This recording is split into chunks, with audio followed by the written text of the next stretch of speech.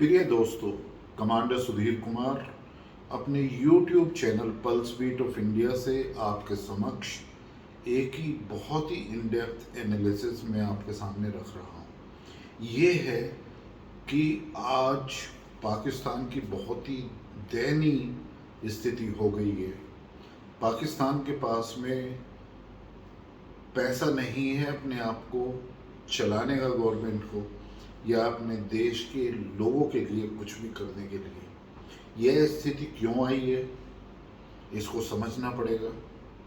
देखिए, 1947 में 15 अगस्त के रोज भारत भी आज़ाद हुआ और पाकिस्तान भी आज़ाद हुआ। लेकिन आज भारतवर्ष एक अत्यंत सक्षम देशों में पूरे विश्व में माना जाता है। हमारी जीडीपी $5 ट्रिलियन की तरफ बढ़ रही है। हमारी अर्थव्यवस्था बहुत ही सुदृढ़ है। लेकिन पाकिस्तान में ऐसा क्यों नहीं हुआ? क्योंकि ये एक वहाँ के राजनीतिक तंत्र की बहुत बड़ा फेलियर है। वहाँ पर गवर्नमेंट तानाशाह रहे हैं। मिलिट्री और ICISI गवर्नमेंट चलाती रही हैं। और वहाँ पर जिस तरीके से जिहादी माहौल और जिस तरीके से उनकी नीयत में हमेशा ही खोट रहा है, वो भारतवर्ष के खिलाफ वो जम्मू कश्मीर में इंटरफेरेंस करते रहे। इसी तरीके से यहाँ पर जिस तरह से वो इनको आतंकवादियों को भेजते हैं, ट्रेनिंग कैंप हैं, जो उनके ऐसे लीडर्स हैं, जो रिलीज लीडर, उनको एक तरीके से संरक्षण देकर रखते हैं और सारे ऐसे टेररिस्ट के ट्रेनिंग कैंपों को आगे बढ़ाते हैं। यही वजह है कि वहाँ पर करप्शन का बहुत ही बड़ा बोलबाला रहा है। और वहाँ के जितने राजनेता हुए हैं या जिन्होंने तख्ता पलटकर जो मिलिट्री के ऑफिसर वहाँ पर चुने गए हैं या वहाँ के प्रधानमंत्री बने हैं, उन सभी ने, मिलिट्री के टॉप ऑफिशियल्स ने, राजनीतिज्ञों ने और ISI के जो आला कमान में लोग रहे हैं, उन्होंने पाकिस्तान की जनता का टैक्स पेयर का मनी चूस कर उन्होंने अपने लिए रखा है। तो आज स्थिति ये है कि पाकिस्तान के प्रधानमंत्री को अपना निवास स्थान एक तरीके से उन्होंने उस पर एक नोटिस लगाया है कि कोई भी शादी के लिए, किसी फंक्शन के लिए 10 से 12 घंटे के लिए यदि उसको प्रयोग करना चाहता है तो वो 10 लाख रुपए में उसको ले सकता है। ऐसी स्थिति पाकिस्तान के दूतावास की डिफरेंट कंट्रीज में आई है कि उनके पास में वहाँ पे दूतावास को चलाने के लिए खर्चा नहीं है, तो वो अपनी प्रॉपर्टी को बेच रहे हैं। पाकिस्तान एयरलाइंस की स्थिति ये है, PIA की, दैट कि उन्होंने एक देश में जो एक एयरक्राफ्ट था जो 25 से 30 करोड़ का था, उसको 60 या 65 लाख में बेच दिया है। तो ये स्थिति पाकिस्तान की क्यों हुई? जैसे मैंने कहा कि अपने जनता के लिए कुछ ना करके वहाँ पे जो एक पर्टिकुलर कौम है, जो एक पर्टिकुलर एक साठगांठ है, जो मिलिट्री के टॉप ऑफिशियल्स हैं, जो वहाँ पर तख्ता पलट करते हैं और जनता की नहीं चलने देते, या ISI है, वो एक तरफ पश्तून को मारते हैं, एक तरफ वो बलूचिस्तान में अपने ही लोगों का वो उनका खून खराबा करते हैं। बांग्लादेश में भी इसी तरीके से, पूर्वी पाकिस्तान में यही किया था, गिलगिट एरिया में भी इसी तरीके से, और अब उनका यही रवैया चल रहा है अफगानिस्तान में। जब एक तरीके से जिहादी तंत्र का आप एक्सपोर्ट करोगे, उनको ट्रेनिंग दोगे आप अपनी ज़मीन पर, और उन सभी को आप ऐसे रिलीजियस लीडर को जो फेनेटिज्म में विश्वास रखते हैं, जो जिहाद को आगे बढ़ाते हैं, ऐसे युवा लोगों को उसमें जिहाद में आकर्षित करते हैं, उनको आप संरक्षण दिए हुए, तो क्या होगा? आज पूरा विश्व पाकिस्तान को बिल्कुल भी ठीक दृष्टि से नहीं देखता है। ऐसा शायद कोई देश होगा आसपास के पड़ोसी देश होंगे जिससे पाकिस्तान ने कटोरा लेकर भीख न मांगी हो। और चाइना के साथ तो उन्होंने अपने आप को बेच ही दिया है। जिस तरीके से CPEC है, अभी देखना है कि कल ही अफगानिस्तान में लड़ते हुए पाकिस्तान रेगुलर आर्मी के कमांडोज जो है ना, वो 5 या 6 लोग मारे गए हैं। उनको अफगानिस्तान की आर्मी है उन्होंने मारा है, और अब वो उसको यूएन में पूरा उसके फोटोग्राफ लेकर और उनके जो बैज जो डॉक्यूमेंट्स है उनको वहाँ की अफगानिस्तान की जो डेमोक्रेटिकली इलेक्टेड गवर्नमेंट है वो उनको भेज रही है।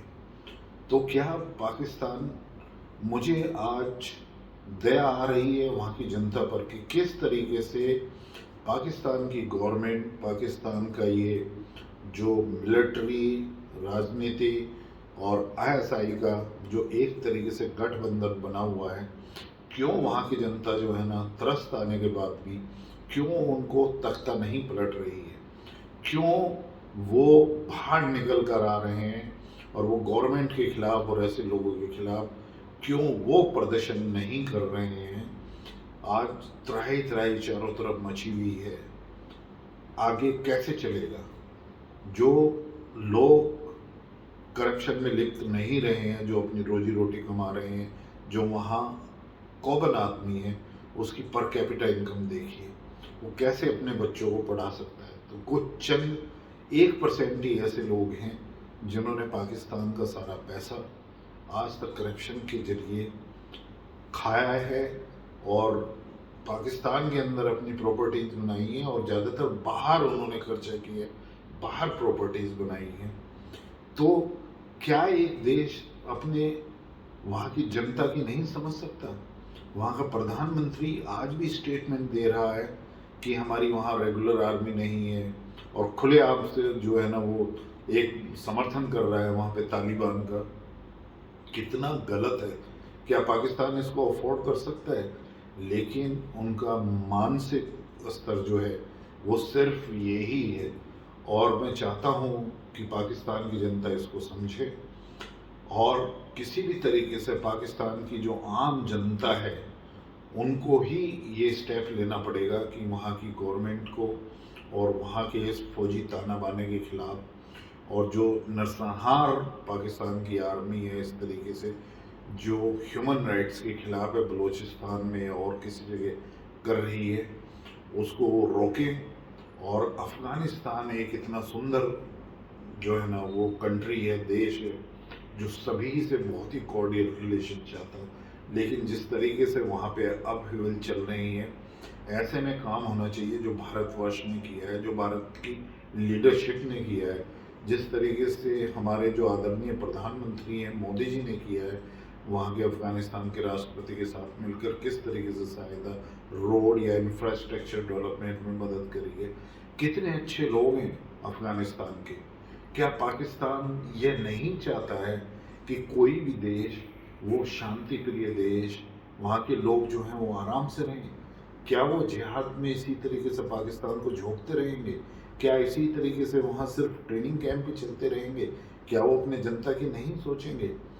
तो ये सोचना है पाकिस्तान की जनता को। लेकिन अब समय आ गया है कि भारतवर्ष को भी पीओके के बारे में सोचना पड़ेगा, क्योंकि जिस तरीके से पीओके में पाकिस्तान की जो आर्मी है और जो पाकिस्तान का तंत्र है वो जिस तरीके से खून खराबा और ह्यूमन राइट वायलेशन कर रहा है इस स्केल पर, उनको सिर्फ दूर से बैठ के नहीं देखा जा सकता। और वैसे भी पीओके पाकिस्तान का नहीं है, पीओके भारतवर्ष का हिस्सा है।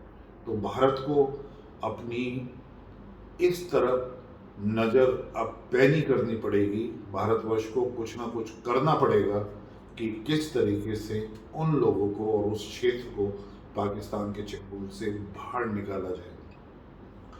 पाकिस्तान आज पूरे विश्व में एक्सपोज हो चुका है। उनका जो टेररिस्ट का जो ट्रेनिंग देने का और उसकी सहायता प्रदान करने का, उसके बारे में वो एक्सपोज हो चुके हैं। तो फाइनली मैं यही कहना चाहूँगा कि पाकिस्तान की जो दयनीय स्थिति आज हुई है, आज जो एक भीख का कटोरा लेकर चारों तरफ घूम रहे हैं और देशों से जो है ना वो उधार ले रहे हैं अपना काम चलाने के लिए, या प्रधानमंत्री इस तरीके से वहाँ पर अपना निवास स्थान किराए पे देने के लिए तैयार हैं, या दूतावास को बेचकर, कुछ कंट्रीज में दूतावास को चलाया जा रहा है, या एक एयरलाइंस के प्लेन को बेचकर कुछ खर्चा उससे निकाला जा रहा है। ऐसी स्थिति में यदि पाकिस्तान को निकलना है तो उन्हें सबसे पहले टेररिज्म का साथ छोड़ना पड़ेगा, पड़ोसी देशों से अच्छे मधुर संबंध बनाने पड़ेंगे। और यही मेरी वहाँ की जनता से अपील है कि वो ऐसे लोगों के खिलाफ प्रदर्शन करे, सड़कों पर आए, और वो उनको बताए कि किस तरीके से वो इसको झेल रहे हैं। धन्यवाद।